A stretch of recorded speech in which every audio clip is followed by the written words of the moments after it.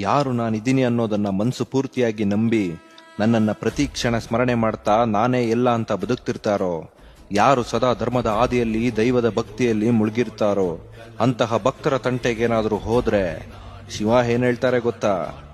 ನನ್ನ ನಂಬಿ ಬದುಕ್ತಿರೋ ಅವನನ್ನ ಬೀಳ್ಸಕ್ಕೆ ಹಾಳು ಮಾಡೋದಕ್ಕೆ ಏನಾದ್ರೂ ಹೋದ್ರೆ ನಾನು ಯಾವುದೋ ಒಂದು ರೂಪದಲ್ಲಿ ಬಂದು ನಿನ್ನನ್ನ ಸಾಯಿಸ್ತೀನಿ. ಅದು ಹೇಗ್ ಸಾಯಿಸ್ತೀನಿ ಅಂದ್ರೆ, ಇನ್ನೊಂದು ಜನ್ಮದಲ್ಲಿ ನೀನು ಹುಟ್ಟಬೇಕು ಅಂತ ಬೇಡ್ಕೊಳ್ಳೋದಕ್ಕೂ ನಿನ್ನ ದೇಹದಲ್ಲಿನ ಒಂದೊಂದು ರಕ್ತದ ಕಣಗಳು ನಡುಗೋಗ್ಬೇಕು. ಅಷ್ಟು ಭಯಂಕರವಾದ ಸಾವನ್ನ ನಿನಗೆ ಕೊಡ್ತೀನಿ. ಎಲ್ಲರೂ ನನ್ನ ಮಕ್ಕಳೇ, ಆದ್ರೆ ಧರ್ಮಕ್ಕೂ ಅಧರ್ಮಕ್ಕೂ ವ್ಯತ್ಯಾಸ ಇದೆ. ಅಧರ್ಮದ ಸಂಹಾರ ಮಾಡೇ ಮಾಡ್ತೀನಿ ಅಂತ.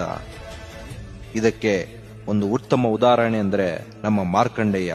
ಭಕ್ತ ಮಾರ್ಕಂಡೇಯನ ಕಥೆಯನ್ನ ಒಮ್ಮೆ ನೋಡಿ. ಸಾವನ್ನೇ ಕೊಡೋ ಯಮಧರ್ಮರಾಜನಿಗೆ ಸಾವನ್ನ ಕೊಟ್ಟವನು ನನ್ನ ಮಹದೇವ. ಇನ್ನ ನೀವ್ಯಾವ ಲೆಕ್ಕ? ಓಂ